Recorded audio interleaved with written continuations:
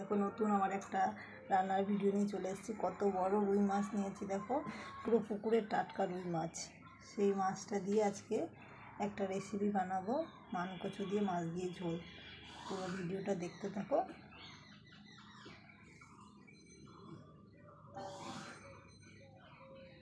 ঝোলের জন্য এই যে মানকচুটাকে সেদ্ধ করে নিচ্ছি, আর মাছটা তো দেখালামই, ওটা কাটবো, এটা দিয়ে মাছের ঝোল দিয়ে কচু রানবো। কচুর তরকারির জন্য এই যে সামান্য একটু জিরে তেল দিয়ে ভাজা হয়েছে আর শুকনো লঙ্কা।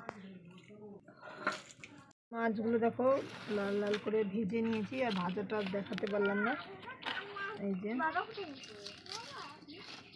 কড়াই গরম হয়ে গেছে, এবার কড়াই তেল দিয়ে নেব পরিমাণ মতো। তেলে 3টে তেজপাতা দিয়ে দিলাম, আর পরিমাণ মতো একটুখানি জিরে দিয়ে নেব।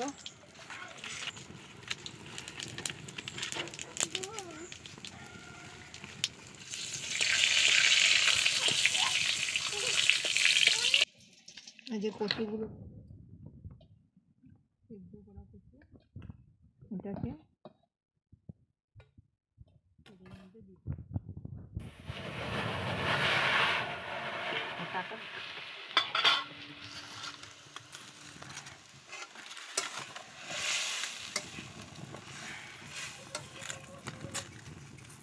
লঙ্কা বাটাটা নিয়ে আসি, মাছগুলো ঝোলে দিয়ে দেবো।